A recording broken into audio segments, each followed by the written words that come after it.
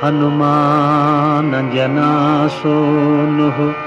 वायुपुत्रो महाबलः रामेष्टः फल्गुणसखः पिङ्गाक्षो अमितविक्रमः उदधिक्रमणश्चैव सीताशोकविनाशकः लक्ष्मणप्राणदाता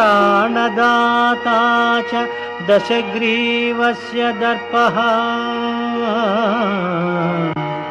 द्वादशैतानि नामानि कपीन्द्रस्य महात्मनः स्वापकाले पठेन् नित्यं यात्राकाले विशेषतः तस्य मृत्युभयं नास्ति सर्वत्र विजयी भवेत्।